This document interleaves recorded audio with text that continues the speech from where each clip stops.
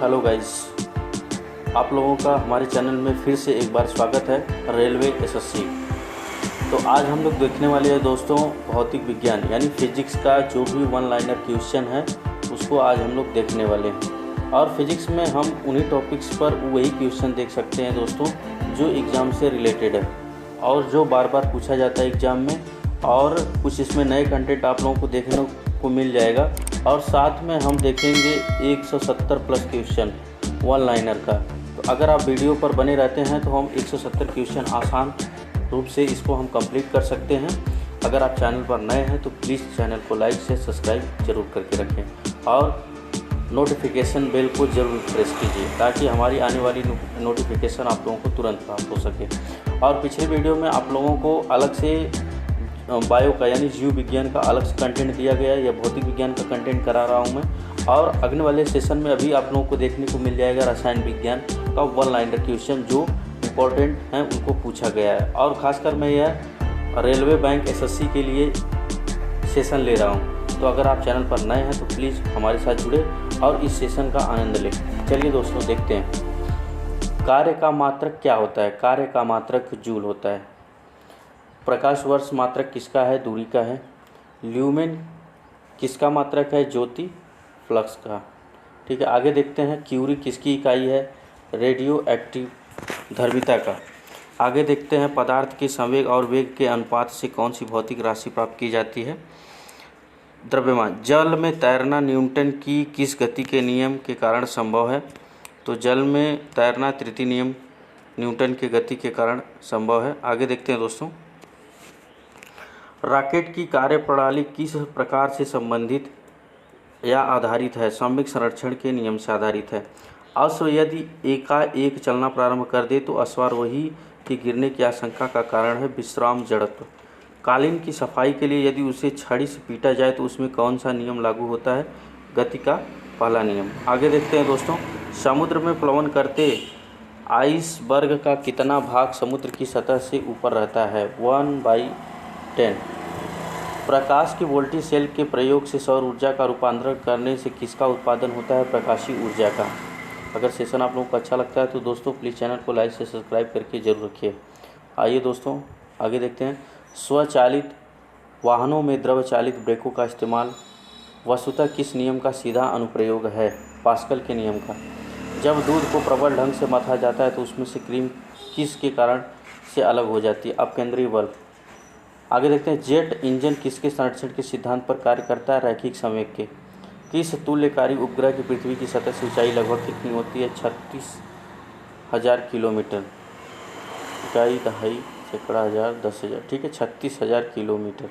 आगे देखते हैं दोस्तों पृथ्वी के गुरुत्वाकर्षण का कितना भाग चंद्रमा के गुरुत्वाकर्षण के सबसे नज़दीक है? 1/6 के नज़दीक है। वर्षा की बूंद का आकार गोलाकार किस कारण से हो जाता है? पृष्ठ तनाव के कारण। किसके कारण होता है? पृष्ठ तनाव के कारण। देखिए काफ़ी इंपॉर्टेंट्स बातें हैं और इसमें वन लाइनर के क्वेश्चन में दिया गया है।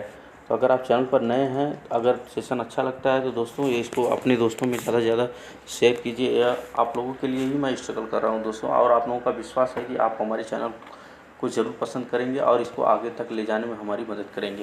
तो चलिए दोस्तों आगे देखते हैं। और जो भी अभी देखते हैं एसएससी का एग्ज़ाम होने वाला है सामने, आप लोग देख रहे हैं सीजीएल वगैरह की तैयारी करने में ये बहुत ही बेनिफिशियरी है दोस्तों। तो जो मैं लाऊंगा इससे आप लोगों की तैयारी के साथ इम्प्रूवमेंट जो होगा वो आप लोग देखने को इसी चैनल में मिल जाएगा। और आप नए नए सेशन के रूप में देख सकते हैं और साथ में मैराथन क्लास भी आप लोगों को मिलेगा इसमें। ठीक है, आगे देखते हैं दोस्तों वर्षा की बूंद का आकार गोलाकार किस कारण से हो जाता है? पृष्ठ तनाव के। कपूर के छोटे छोटे टुकड़े जल की सतह पर क्यों नसते हैं? पृष्ठ तनाव के ही कारण नसते हैं। पानी में लोहे की सुई डूब जाती है लेकिन जहाज़ तैरता रहता है। किस सिद्धांत पर है? आर्किमिडीज के सिद्धांत पर है। आर्किमिडीज का नियम किससे संबंधित है? प्लवन के नियम से संबंधित है। आगे देखते हैं गुरुत्वाकर्षण के सार्वभौमिक नियमों का प्रतिपादन किसने किया? न्यूटन ने किया था। आगे देखते हैं कौन सा 1 केजी द्रव्यमान के पिंड पर कार्यशील पृथ्वी के गुरुत्व बल का सही मान है? 9.8 न्यूटन। आगे देखते हैं एक हार्स पावर कितने वाट के बराबर होता है? 746 वाट के बराबर होता है। आगे देखते हैं लोहे की सुई पानी की सतह पर किस कारण तैरती रहती है? पृष्ठ तनाव के कारण तैरती रहती है। आगे देखते हैं, एक गेंद को क्षैतिज से कितने कोण पर फेंके कि यह अधिकतर क्षैतिज दूरी तक तय कर सके? 45 डिग्री सेल्सियस। किसने न्यूटन से पूर्व ही बता दिया था कि सभी वस्तुएं पृथ्वी की ओर गुरुत्वाकर्षित होती हैं? ब्रह्मगुप्त ने बताया था। आगे देखते हैं दोस्तों, क्रिकेट की गेंद को किस कोण से मारा जाना चाहिए ताकि वह अधिकतम दूरी तक जा सके? 45 डिग्री अंश के हिसाब से अगर बल्ला आप चलाते हैं तो वह गेंद क्या करेगी? अधिकतम दूरी तय कर सकती है। ऊष्मा एक प्रकार की ऊर्जा है जिसे कार्य में बदला जा सकता है। इसका प्रत्यक्ष प्रमाण सबसे पहले किसने दिया? रदरफोर्ड ने। ठीक है, आगे देखते हैं, यहाँ रामफोर्ड लिखा है, यह गलत है दोस्तों, रदरफोर्ड ने दिया था। आगे देखते हैं, किस वैज्ञानिक ने सर्वप्रथम बर्फ के दो टुकड़े को आपस में घिसकर पिघला दिया? डेवी ने। आगे देखते हैं, वाष्प इंजन में उबलते हुए जल का तापमान किस कारण से उच्च हो सकता है? यह बॉयलर के अंदर उच्च दाब होता है। ताप युग्म तापमापी थर्मोकपल थर्मोमीटर किस सिद्धांत पर आधारित है? सीबेक के प्रभाव पर। अगला पॉइंट देखते हैं दोस्तों, पूर्व विकिरण तापमापी टोटल रेडिएशन पायरोमीटर किस सिद्धांत पर आधारित है? स्टीफन के नियम पर आधारित है। दूर की वस्तुओं जैसे सूर्य आदि का ताप किस तापमापी के द्वारा मापा जा सकता है? पूर्ण विकिरण उत्तापमापी द्वारा। आगे देखते हैं दोस्तों, कितना तापमान होने पर पाठ्यांक सेल्सियस और फ़ारेनहाइट तापमापियों में एक ही होंगे? -40 डिग्री तक। सेल्सियस पैमाने पर 0 डिग्री सेल्सियस फ़ारेनहाइट स्केल के कितने डिग्री के बराबर होता है? 32 डिग्री। आगे देखते हैं, मानव शरीर का तापमान 98.6 फ़ारेनहाइट होता है। सेल्सियस स्केल पर यह कितना होगा?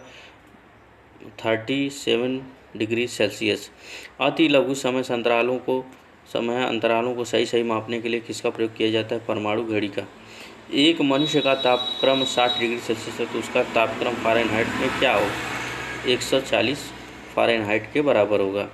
पानी का घनत्व किस ताप अधिकतम होता है? 4 डिग्री सेल्सियस पर। साइकिल के ट्यूब का अधिकांशतः गर्मियों में क्यों फटते हैं? गर्मी के कारण ट्यूब फट जाता है। किसी झील की सतह का पानी बस जमने ही वाला है। झील के अधः स्थल में जल का तापमान क्या तापमान होता है? -4 यानी 4 डिग्री सेल्सियस। ऊष्मा के संचरण की किस विधि में पदार्थ के एक अणु से दूसरे स्थान तक स्वयं नहीं जाते? चालन। अगला पॉइंट देखेंगे, द्रवों तथा गैसों की ऊष्मा का स्थानांतरण किस विधि द्वारा होता है? संवहन विधि द्वारा।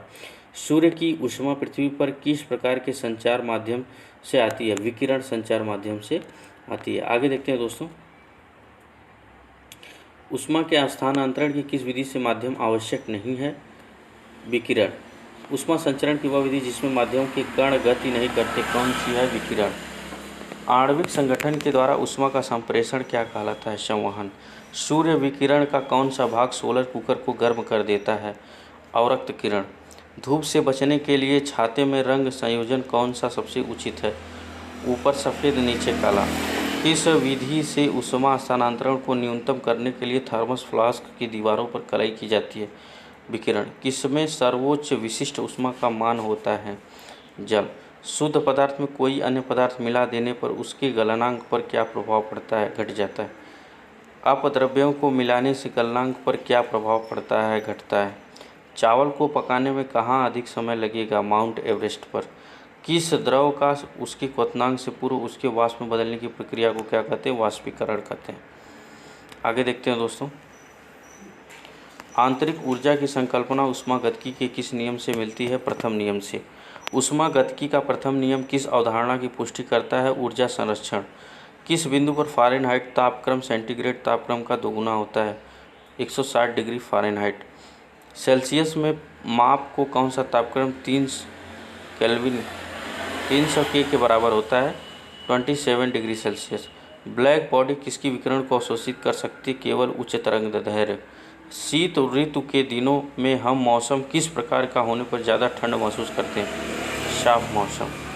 मिट्टी के घड़े में किस क्रिया के कारण जल ठंडा रहता है? वाष्पीकरण। पराश्रव्य तरंगों को सबसे पहले किसने सीटी बजाकर उत्पन्न किया? गाल्टन ने। किसने किया था? गाल्टन ने। ध्वनि का तात्व यानी पिच किस पर निर्भर करता है? आवृत्ति पर। विमानों के आंतरिक भागों की सफाई में किसका उपयोग किया जाता है? पराश्रव्य तरंगों का। आगे देखते हैं दोस्तों अगला पॉइंट, मनुष्य को ध्वनि कंपन की अनुभूति किस आवृत्ति सीमा में होती है? 20 से 20,000 हर्ट्ज के बीच होती है। लगभग 20 डिग्री सेल्सियस तापक्रम पर किस माध्यम में ध्वनि की गति अधिकतम रहेगी? लोहा।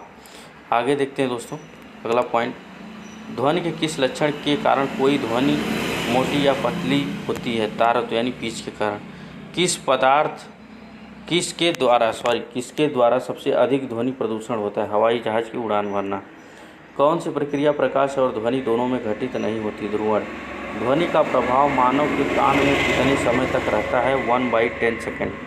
ध्वनि तरंगे किसके कारण प्रतिध्वनि उत्पन्न करते हैं? परावर्तन। एक व्यक्ति को अपनी प्रतिध्वनि सुनने के लिए परावर्तक तल से कितनी दूर खड़ा रहना चाहिए? 56 फीट की दूरी पर खड़ा रहना चाहिए। स्टेथोस्कोप ध्वनि के किस सिद्धांत पर कार्य करता है? परावर्तन। पास आती रेलगाड़ी की सीट की आवृत्ति या तीक्ष्णता बढ़ती है, ऐसा किस घटना के कारण होता है? डॉपलर इफेक्ट के कारण होता है, यानी डॉपलर प्रभाव के।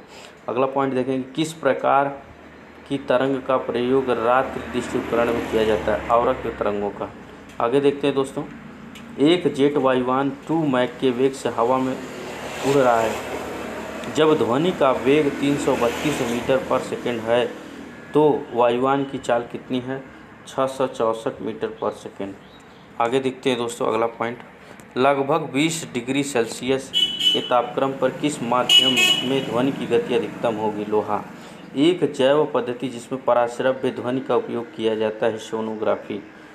ठीक है, आगे देखते हैं दोस्तों, कौन सी तरंगें शून्य के संचरण में नहीं कर सकती? ध्वनि।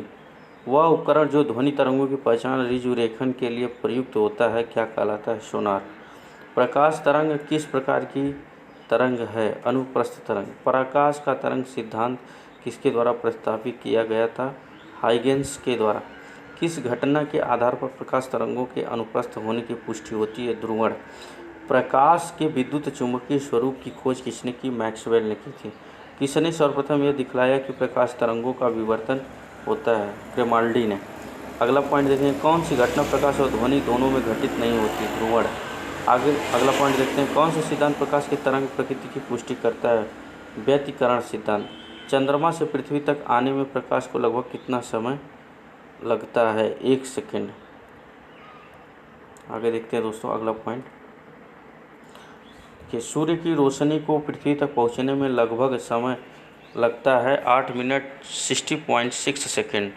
कई बार एग्जाम में पूछा गया। वायु के प्रकाश की गति कई बार एग्जाम में पूछा गया, 3 × 10⁸ मीटर पर सेकेंड।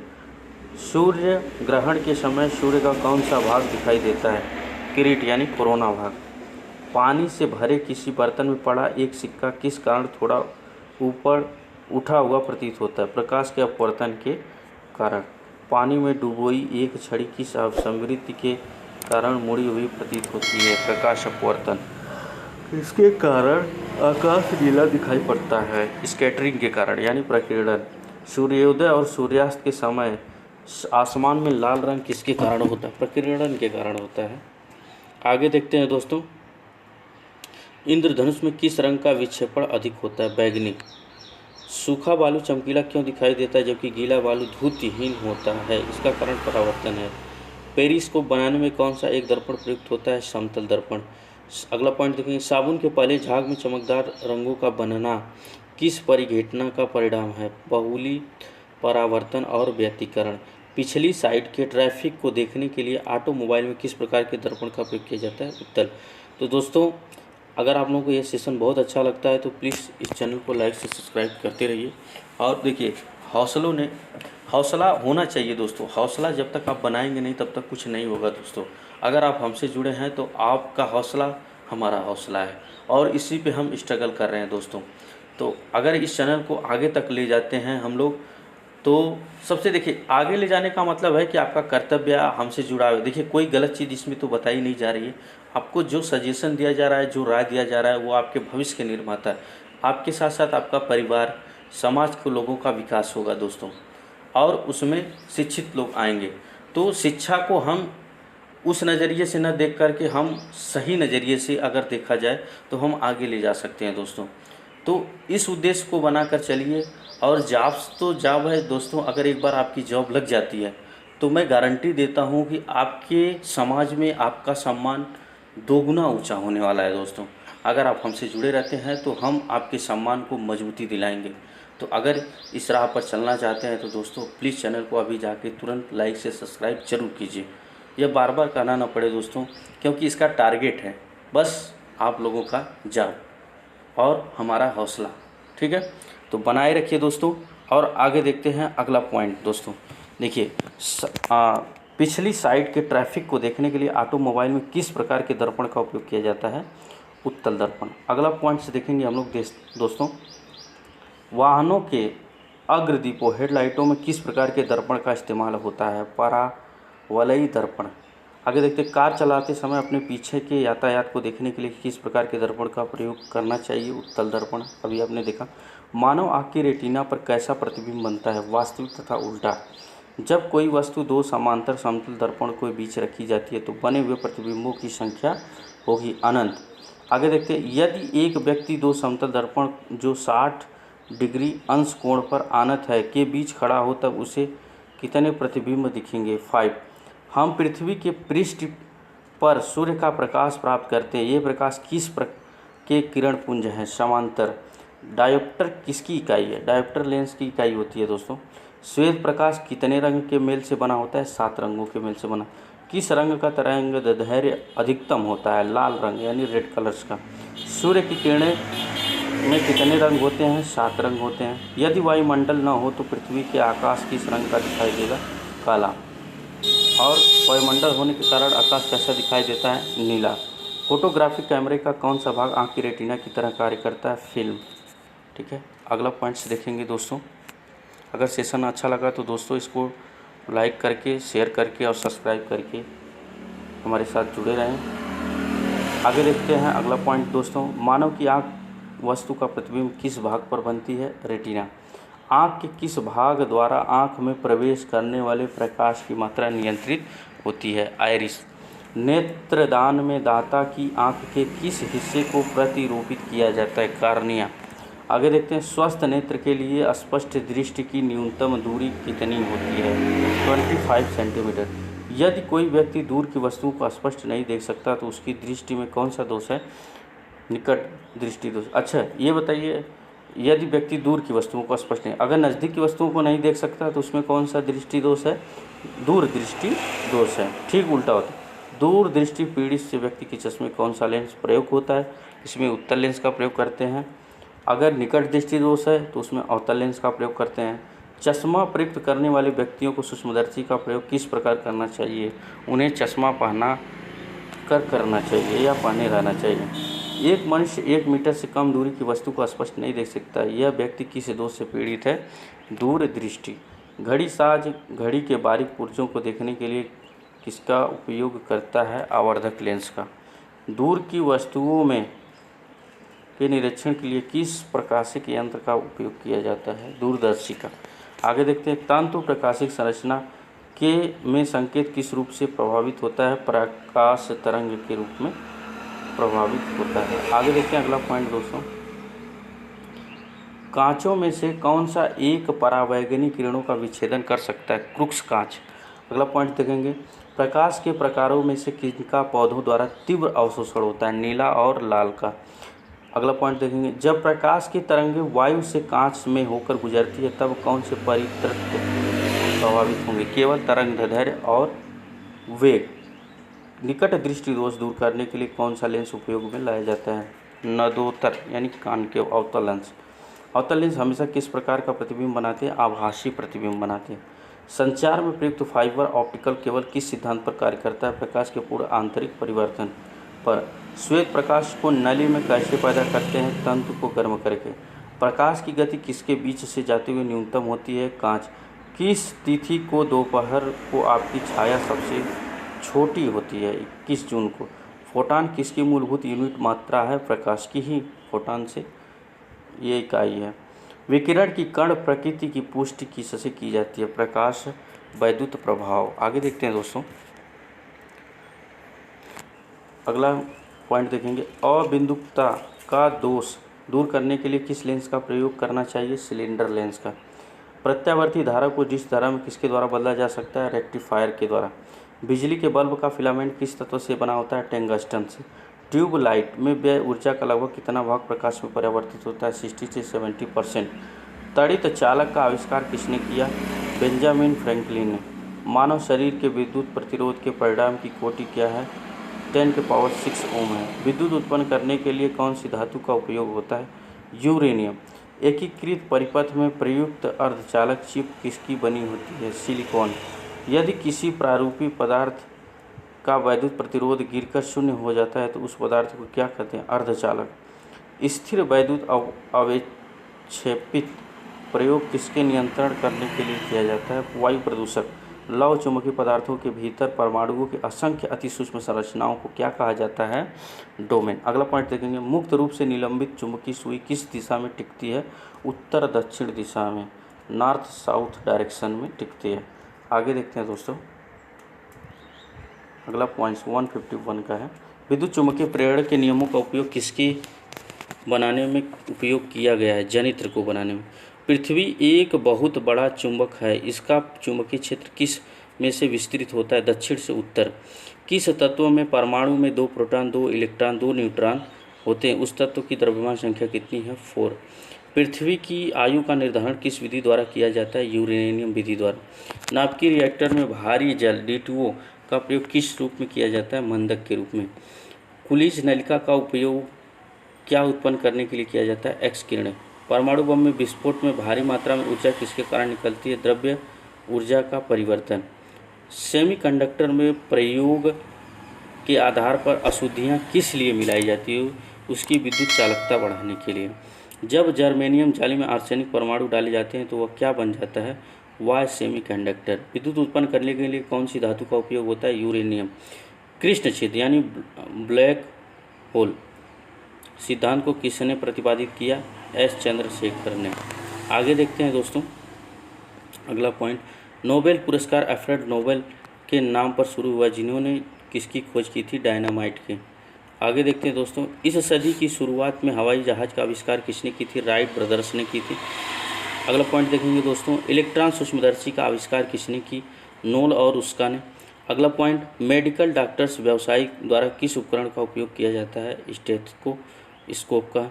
महासागर में डूबी हुई वस्तु की स्थिति जानने के लिए किस यंत्र का उपयोग किया जाता है? सोनार।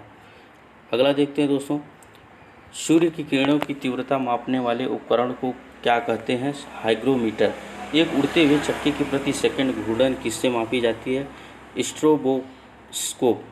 आगे देखते हैं, कौन सा उपकरण चिकित्सकों द्वारा इस्तेमाल किया जाता है? स्टेथोस्कोप। चंद्र एक्स रे दूरबीन का नामक किस वैज्ञानिक के संबंध में रखा गया? एस चंद्रशेखर।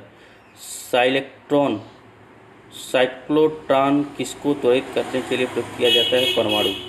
पायरोमीटर किसके मापन में प्रयोग में लाया जाता है? उच्च तापमान के मापन में। कुलिज नलिका का प्रयोग क्या उत्पन्न करने के लिए किया जाता है? एक्स किरणों को उत्पन्न करने के लिए किया जाता है। अगला पॉइंट्स देखेंगे दोस्तों, इलेक्ट्रॉनिक कंप्यूटर का आविष्कार किसने किया था? एकर्ट मास्ले ने किया था। आगे देखते हैं दोस्तों, तो ये वाला सेशन आप लोगों को दोस्तों कल मिल जाएगा देखने को, रसायन विज्ञान का सेशन। जहाँ तक इसका सेशन की बात हम कर रहे हैं तो इसका एक पूरा सॉल्यूशन आप लोगों को मिल जाएगा। इसमें भी 170+ क्वेश्चन आप लोगों को देखने को मिल जाएंगे। तो दोस्तों, अगर आप चैनल पर नए हैं तो अगर आप लोगों को हमारा सेशन अच्छा लगा तो प्लीज़ चैनल को लाइक से सब्सक्राइब करके ज़रूर रखें और साथ में नोटिफिकेशन वाले बेल को ज़रूर प्रेस कीजिए दोस्तों। ठीक है दोस्तों, मैं आपके उज्जवल भविष्य की कामना करता हूँ और आप लोगों के लिए कर्तव्य निष्ठा को मैं सलाम करता हूँ दोस्तों। धन्यवाद दोस्तों, यहाँ तक बने रहे उसके लिए धन्यवाद।